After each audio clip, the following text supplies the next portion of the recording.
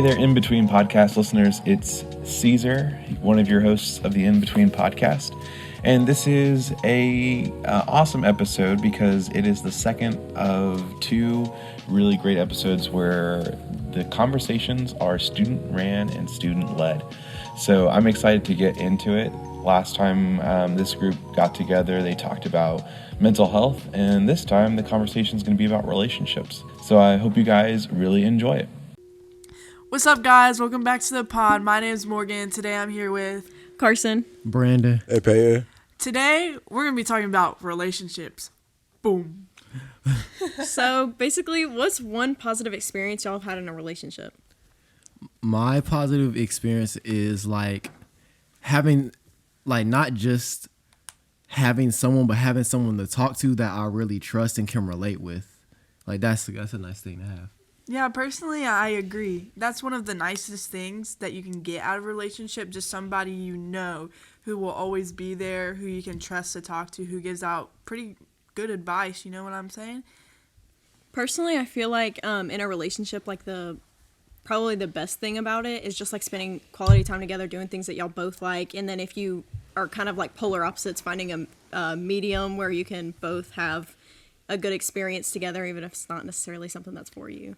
Definitely mine is like definitely someone that can like just show you that same type of energy back to someone that like you like love. Cause like if it's like a one-sided energy, it's not gonna like really work for real. Right. And speaking of that one-sided energy, I know there's a lot of positives, but with relationships comes pain.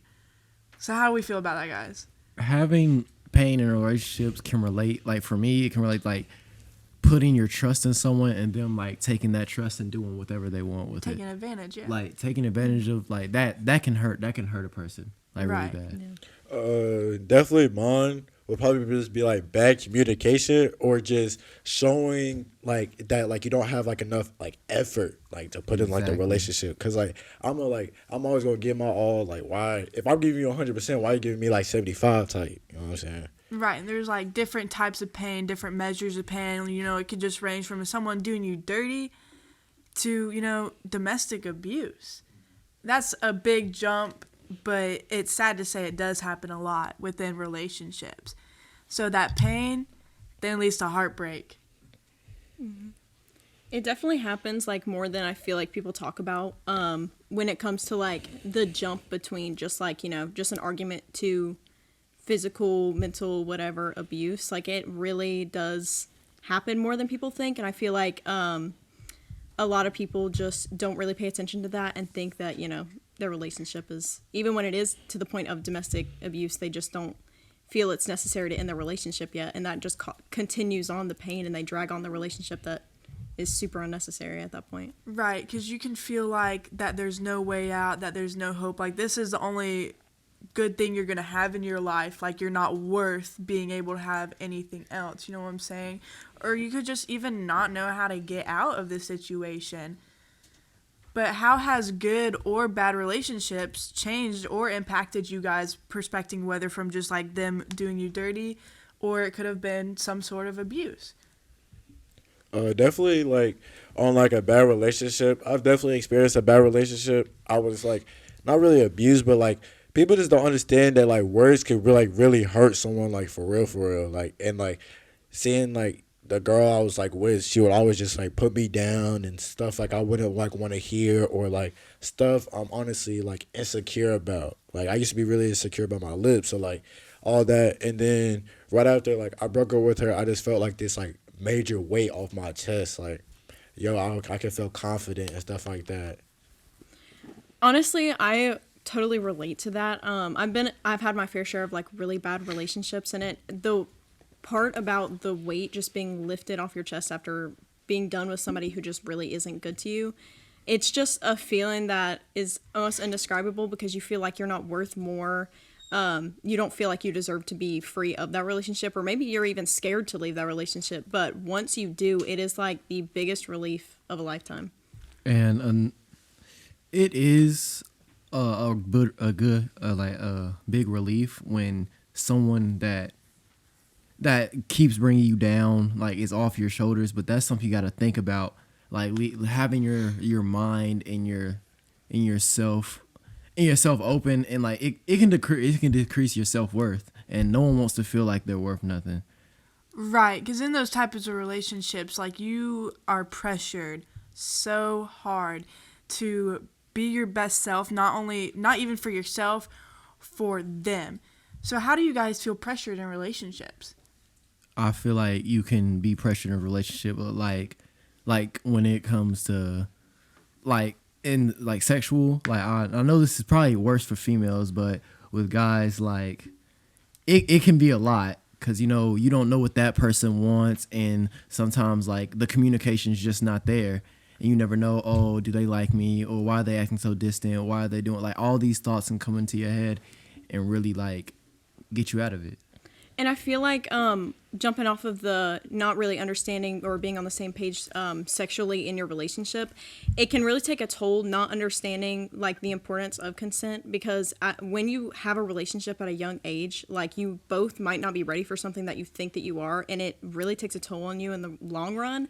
And I feel like it also brings that pressure on you to try to do exactly what your partner wants, even if you may not want to do it, or the other way around. And it can really take a toll on you, because it just feels like you're being used and just in a bad spot in your relationship. Definitely about the pressure standpoint. Not even from your significant other. It might just be like about your friends, because like I've definitely have had times like when, say like not like during flirting, but like as like people will be like, oh, you definitely got to go get with her, bro, or something like that, or just like stuff itself. And also like what Carson said about consent. Honestly, people just like go and just like tries to like be the bigger person, just be like, yo, I'm not ready for that type of stuff.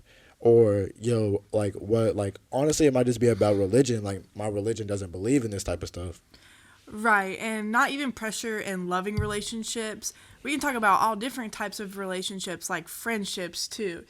You guys have ever had that friend that you just feel pressured to be your most perfect self around, pressure to do like bad things with them, or else like you quote unquote like won't fit in? Like, do you ever feel like that? Yeah, sometimes like when you're around a certain person, you might not even realize it, but there can be this pressure like, I want to fit in around this person, because maybe this person everybody likes more, and if they wanted to, they could exile me out of the group if they wanted to, and that can be hard. That can be tough, going through that, feeling that pressure, because they're not even pressuring you to do that. You're putting that pressure on yourself at that point, not wanting to get exiled out of the group. It's definitely like that, because like growing up, you just like have yourself, and like like when you feel confident, and like when you're actual you're like yourself, and then like there's like this other side, like you shouldn't just like show a side that like you want everyone to see, and like want you to like remember you as. Honestly, you could just like you should just be yourself, like in general, and just take care of your own self. Carson, I'm sorry. I know you mentioned that you had your fair share of like abusive relationships earlier in the podcast. Do you have any regrets or like anything you would do differently?